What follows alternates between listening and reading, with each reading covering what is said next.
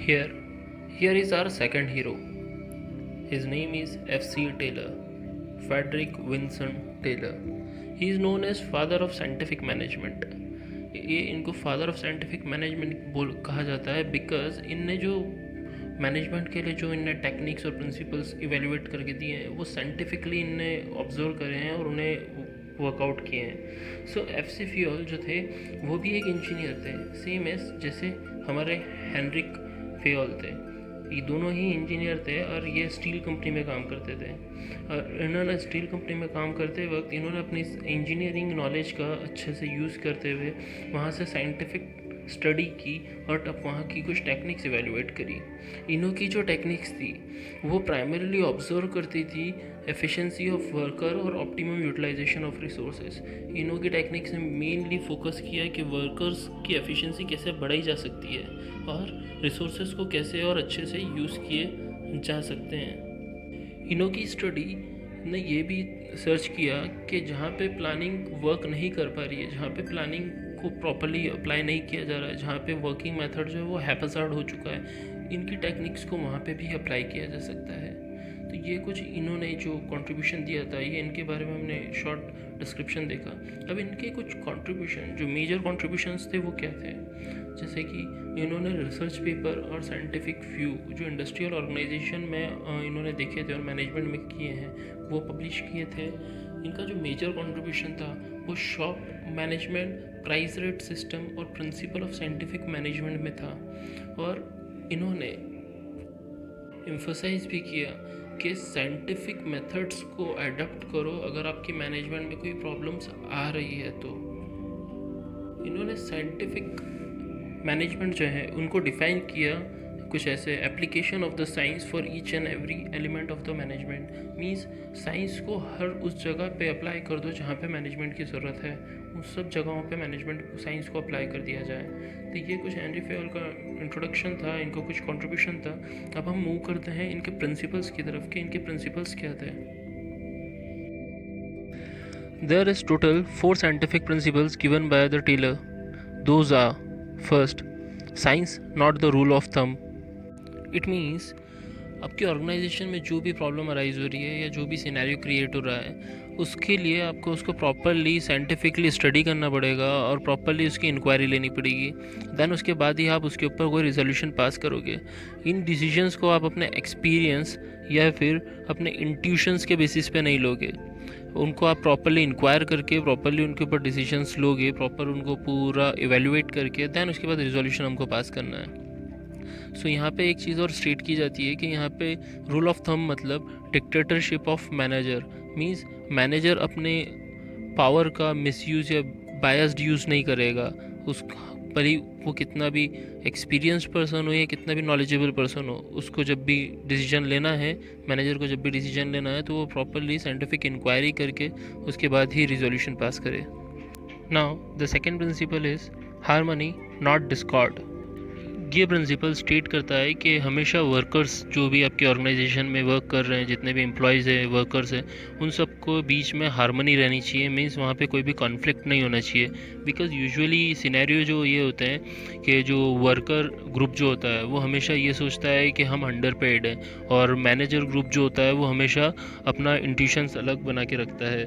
जैसे कि मैनेजर्स ये सोचते हैं कि जो वर्कर्स है वो कुछ भी नहीं है उनके सामने. तो ये दोनों डिपार्टमेंट्स के बीच में हमेशा से कॉन्फ्लिक्ट बना रहा है. तो ये सब चीज़ नहीं होना चाहिए. वहाँ पे हमेशा मेंटल रिवॉल्यूशन होना चाहिए ऑर्गेनाइजेशन में और वहाँ पे हार्मनी बनी रहनी चाहिए. Third, corporation not individualism. Corporation not individualism जो प्रिंसिपल है ये हमारे last principle harmony not discord का एक्सटेंशन है. इस प्रिंसिपल के अंदर में हम ये बोलते हैं कि जो हमारे पर्टिकुलर ग्रुप्स हैं जैसे वर्कर ग्रुप्स या फिर मैनेजर ग्रुप्स, इन ग्रुप्स के अंदर भी कॉर्पोरेशन होना चाहिए. मीन्स एक वर्कर दूसरे वर्कर के साथ या एक मैनेजर दूसरे मैनेजर के साथ अच्छे से कोऑर्डिनेट होना चाहिए. बिकॉज अगर ये अच्छे से कोऑर्डिनेट करेंगे तभी हम हमारे ऑर्गेनाइजेशन का गोल अचीव कर पाएंगे. सो अगर आप जैसे वर्कर ग्रुप्स है, अगर वर्कर ग्रुप्स में जो आपकी टीम है वो अगर सारे वर्कर्स एक दूसरे से कोऑपरेट कॉपरेट कर रहे हैं, आपके मैनेजर भी आपसे कॉपरेट कर रहे हैं, तो हम सब डिस्कस करके एक अच्छे से हमारा हमारा जो आइडिया है, जो हमारा टारगेट है, हम उसको अच्छे से प्लान करके और हम उसको अचीव कर सकते हैं। बट अगर हम एक दूसरे से कॉपरेट नहीं कर पा रहे हैं, हमारे मैनेजर और वर्कर ग्रुप्स के बीच में अगर कॉन्फ्लिक्ट चलता जा रहा है या फिर वर्कर में ही कॉन्फ्लिक्ट चल रहा है, तो हमारा टारगेट तो कभी अचीव हो ही नहीं पाएगा। इसलिए कॉर्पोरेशन बहुत ज़्यादा मैंडेटरी होता है। Last, development of the workers to their greatest efficiency and prosperity.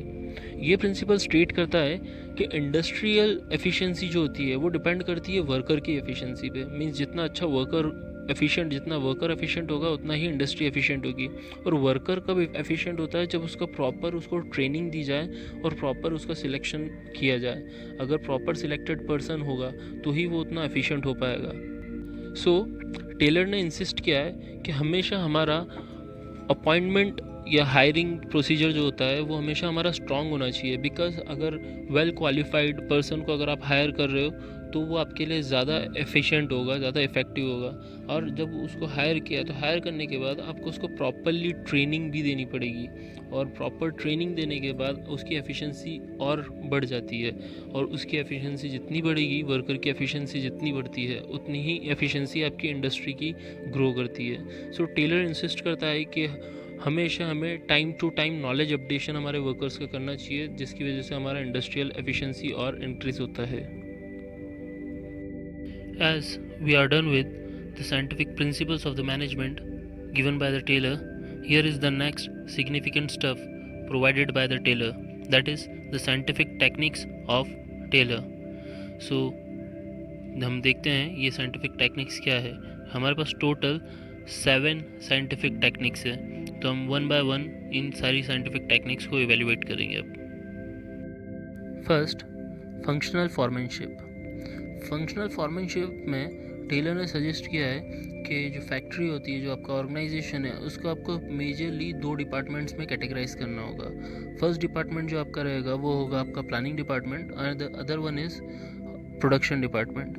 ये आपके 2 मेजर डिपार्टमेंट्स होने चाहिए। टेलर का मानना था कि आपके जो प्रोडक्शन वाले पर्सन्स जो होते हैं, जो वर्कर्स होते हैं, वो उनको हमेशा प्लानिंग से दूर ही रहना चाहिए, और प्लानिंग वालों को प्रोडक्शन वालों से, ताकि ये दोनों अपने वर्क को अच्छे से कर पाएँ और उनका आउटकम और अच्छा निकल के आ पाएँ। और टेलर ने फंक्शनल फॉर्मैनशिप में एक और चीज़ बताई है, जैसे कि हमने वहाँ पे देखा था, फेयोल ने बोला था कि उनके प्रिंसिपल्स में कि यूनिटी ऑफ कमांड रहनी चाहिए। मीन्स एम्प्लॉयज़ को कोई एक ही जना डायरेक्ट करे, एक ही जना उनको कमांड दे, ताकि वहाँ पे केओस क्रिएट नहीं हो। बट यहाँ पे टेलर ने उसका अपोजिट बोला है। टेलर ने पूरे डिपार्टमेंट को उनने बहुत सारे सुपरवाइज़र्स में डिस्ट्रीब्यूट कर दिया है। टेलर ने प्लानिंग में 4 सुपरवाइज़र और प्रोडक्शन में भी 4 डिफरेंट सुपरवाइज़र्स को अपॉइंट किया है। एंड इस डिवीज़न की वजह से ही हम इस प्रिंसिपल को एक्सटेंशन बोलते हैं, डिवीज़न ऑफ लेबर का। बिकॉज इसमें हमने पूरे जो वर्किंग है उनको हमने 8 डिफरेंट डिपार्टमेंट्स में हमने उसको डिवाइड कर दिया है। So let's move towards the next principle, that is standardisation and simplification of work. Taylor में इसने सजेस्ट किया है कि आपको स्टैंडर्ड मेंटेन करना पड़ेगा आपके बिजनेस ऑपरेशंस का। स्टैंडर्ड मेंटेन करना डजंट मीन कि सिर्फ क्वालिटी स्टैंडर्ड आपको मेंटेन करना है। स्टैंडर्ड मेंटेन करना मीन्स आपको हर चीज़ का, आपके साइज़ का, प्रोडक्ट साइज़ का, टाइप का, वेट का, measurement, quality of the product, हर चीज़ का एक स्टैंडर्ड, पर्टिकुलर स्टैंडर्ड होना चाहिए। बिकॉज अगर हर चीज़ का एक स्टैंडर्ड होगा तो आपका जो फर्म है, आपका जो प्रोडक्ट होगा, वो उसकी जो वैल्यू होगी वो डबल हो जाएगी। तो इन सबको मेंटेन करने के लिए टेलर ने सजेस्ट किया है कि आपको time study, motion study, fatigue study, ये सारी स्टडीज़ आपको बहुत डीपली इवेल्युएट करना पड़ेगा। उसके बाद ही जाके आप ये सारे स्टैंडर्ड्स को मेंटेन कर पाएंगे। और अगर आप ये सारे स्टैंडर्ड्स मेंटेन करते हैं तो उससे आपका क्वालिटी स्टैंडर्ड बढ़ जाएगा, परफॉर्मेंस और बढ़ जाएगा, और ये आपका प्रोडक्शन लाइन जो है उसको रिड्यूस कर देगा। Third, fatigue study. टेलर ने सजेस्ट किया है कि जो रेस्ट इंटरवल्स होते हैं, मींस आपके जो एम्प्लॉयज़ हैं, आपके जो वर्कर्स हैं, उनके जो रेस्ट करने की फ्रीक्वेंसी होगी, ड्यूरेशन होंगे, या फिर नंबर ऑफ़ जो ब्रेक्स वो लेंगे, वो सब कुछ साइंटिफिकली वैल्यूएटेड होना चाहिए और कैलकुलेटेड होना चाहिए। मींस वो उनके विश के लिए, एम्प्लॉयज़ या मैनेजर्स की विश के अकॉर्डिंग नहीं चलना चाहिए, या उनके एक्सपीरियंस के बेसिस पे नहीं मिलने चाहिए। एम्प्लॉयज़ को या आपके वर्कर्स को जो रेस्ट इंटरवल्स भी होते हैं वो सब कुछ साइंटिफिकली प्रॉपरली आप इवेल्युएट करेंगे, ताकि उसकी वजह से आपका जो प्रोडक्शन लाइन है, जो आपका एफिशिएंसी है, वो वर्कर्स की और बढ़ जाएगी, और वर्कर्स की एफिशिएंसी बढ़ने की वजह से आपका ऑर्गेनाइजेशन की एफिशिएंसी और इंक्रीज़ होगी। Fourth, method study.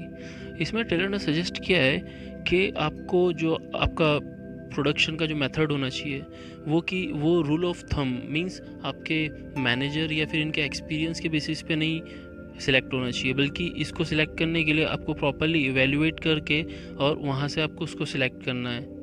उस मेथड को आपको सिलेक्ट करना है जो आपको मैक्सिमम बेनिफिट देंगे with minimum cost, means optimum utilisation होना चाहिए। और इसी के बेसिस पर टेलर ने एक चीज़ डेवलप की थी जिसको हमने बोलते हैं असेंबली लाइन। असेंबली लाइन का कॉन्सेप्ट भी टेलर ने दिया था हमें, जिसके अंदर में टेलर ने मिनिमाइज़ किया था कॉस्ट को, प्रोडक्शन कॉस्ट को, और मैक्सिमाइज़ कर दिया था उसकी क्वांटिटी और कस्टमर सेटिस्फेक्शन को। सो इसलिए टेलर ने सजेस्ट किया है कि आपको हमेशा आपकी जो मेथड ऑफ प्रोडक्शन होना चाहिए वो आपको इवेल्युएट करना होगा, बल्कि इवेल्युएट करके अडॉप्ट करना होगा। रूल ऑफ थम्स के बेसिस पे उसको आपको सिलेक्ट नहीं करना है। Fifth, time study. इसमें टेलर ने सजेस्ट किया है कि आपको साइंटिफिकली इवेल्युएट करके आपको ये पता लगाना होगा कि उस पर्टिकुलर स्टफ़ को या पर्टिकुलर वर्क को जो वर्कर को आपने प्रोवाइड किया है, जो टारगेट आपने वर्कर्स को प्रोवाइड किए हैं, उनको कंप्लीट करने में कितना टाइम लगना चाहिए। ये टाइम जो है ये साइंटिफिकली आपको इवेल्युएट करना है, आपको इंट्यूशंस या फिर आपके एक्सपीरियंस या आपके विश के अकॉर्डिंग नहीं देना है कि वह ठीक है 4 दिन में कर लो या 2 दिन में कर लो। उनको आपको साइंटिफिकली इवेल्युएट करना है। जितना जल्दी वो साइंटिफिकली हो सकते हैं इवेल्युएशन करके, उतना ज़्यादा अच्छा होगा, क्योंकि जितनी जल्दी टारगेट मीट होगा हम नेक्स्ट टारगेट की तरफ मूव कर पाएंगे, और जितनी जल्दी हमारा नेक्स्ट टारगेट कंप्लीट होंगे उतना ज़्यादा हमारे ऑर्गेनाइजेशन की एफिशिएंसी बढ़ेगी और हमको उसको ऑर्गेनाइजेशन के गोल्स मीट होंगे और उसको ऑर्गेनाइजेशन हाइक करेगी। Motion study. इसमें टेलर ने ये सजेस्ट किया है कि आपको जो नंबर ऑफ मूवमेंट्स आपके जो एम्प्लॉय या वर्कर्स का वर्क कर रहे हैं आपके ऑर्गेनाइजेशन में, उनको उस पर्टिकुलर काम करने में कितना मूवमेंट लग रहे हैं, मींस वो अगर एक जगह खड़े होकर वर्क कर रहे हैं तो वो कितनी बार कैसे कैसे मूव कर रहे हैं, ये सब कुछ आपको साइंटिफिकली वहाँ पर बैठ के ऑब्जर्व करके एवेल्युएट करना है। और उनमें से फिर उनके जो अनवांटेड मूवमेंट्स है, जो जिसकी वजह से उनका टाइम वेस्ट हो रहा है, उन मूवमेंट्स को वहाँ से हटाना है। मींस वो किस किस प्लेस पे जा रहे हैं, वहाँ पे कितना टाइम इन्वेस्ट हो रहा है, उसके बाद फिर कौन सी जगह जाएंगे, वहाँ कितना टाइम इन्वेस्ट होगा, फिर ये वर्क टोटल टारगेट कंप्लीट करने में कितना टाइम लगेगा। तो वो पूरे उन जितने भी मूवमेंट्स वहाँ पे जो आपके एम्प्लॉयज़ ले रहे हैं, उन सारे मूवमेंट्स को एवेल्युएट करना, एवेल्युएट करके उनके अंदर से जो अनप्रोडक्टिव है, जिनका कोई यूज़ नहीं है और वो उस पूरे प्रोसेस को और डिले कर रहे हैं, उन सारे मोमेंट्स को वहाँ से हटाना। यही सिर्फ मोशन स्टडी का स्टेटमेंट है। Seventh and the last, differential price wage system. Differential price wage system में टेलर ने यह सजेस्ट किया है कि आपको आपके जो एम्प्लॉयज़ हैं उनके बीच में ये डिफरेंशिएट रखना पड़ेगा उनके एफिशिएंसी और इनएफिशिएंसी के ऊपर, कि उनको क्या वेजेस आपको पे करने, मीन्स क्या उनको आप सैलरी प्रोवाइड कर रहे हैं। अगर वो अच्छे से वर्क कर रहे हैं, एफिशिएंट वर्कर्स है, तो उनको सैलरी ज़्यादा मिलनी चाहिए कंपैरेटिवली इनएफिशिएंट वर्कर्स से, बिकॉज उनको अगर ज़्यादा पे मिलेगा तो वो ज़्यादा मोटिवेटेड होते रहेंगे, और वो जितना ज़्यादा मोटिवेटेड होंगे और जितना इफ़ेक्टिवली वर्क करेंगे उतना ही इफ़ेक्टिवली और एफिशिएंटली वो हमारे ऑर्गेनाइजेशन को हेल्प करेगा। तो इसलिए उनको मोटिवेटेड रखने के लिए उनको कॉम्पिटिटिव सैलरी मिलनी चाहिए, और कॉम्पिटिटिव सैलरी के साथ साथ में उनको साथ में इंसेंटिव्स भी प्रोवाइड करने चाहिए, ताकि उनका जो मोटिवेशन है वो बना रहे कंपनी के लिए। टिल नाउ अभी तक हमने मैनेजमेंट प्रिंसिपल्स के बारे में बहुत कुछ जान लिया है। हमने ये भी पता लगा लिया है कि मैनेजमेंट प्रिंसिपल्स जो हैं उनमें किन किन जनों का कंट्रीब्यूशन था। टेलर ने अपने आइडियोलॉजी के हिसाब से उन्होंने साइंटिफिक बेसिस पे इसे बताया है, वहीं फेयल ने उन्हें जनरल मैनेजमेंट प्रिंसिपल्स के बेसिस पे उन्हें बताया है। तो it's time to differentiate both of them. अब यहाँ पे हम इन दोनों को कुछ बेसिस पे, माइंड द वर्ड बेसिस, हमेशा आप जब भी डिफ्रेंशिएट करें तो बेस के बेसिस पे ही उन्हें डिफ्रेंशिएट करें। बेस की वजह से आपको उन्हें याद करना भी सिंपल हो जाता है, और इक्विवेलेंट जब आप उस आंसर को लिखते हैं, डिफ्रेंशिएट को लिखते हैं, तो वो और अच्छा भी दिखता है और रिप्रेजेंटेशन अच्छा हो जाता है। तो हम उनको कुछ बेसिस के बेसिस पे हम उनको डिफ्रेंशिएट करते हैं। Fine, so let's start with concern. So Taylor के बेसिस पे वो टेलर सबसे ज़्यादा कंसर्न था वर्कर्स की एफिशिएंसी पे, बिकॉज हमने देखा था कि टेलर एम्फेसाइज करता है कि वर्कर्स की एफिशिएंसी बढ़ाओ। इफ़ वर्कर्स की एफिशिएंसी बढ़ेगी तो इनडायरेक्टली ऑर्गेनाइजेशन की एफिशिएंसी इंक्रीज़ होगी। बट वहीं फेयल जो थे वो इन्फेसाइज करते थे मैनेजमेंट एफिशिएंसी पे, कि मैनेजमेंट की एफिशिएंसी बढ़ाओ तो ऑर्गेनाइजेशन की एफिशिएंसी ऑटोमेटिकली इंक्रीज़ होगी।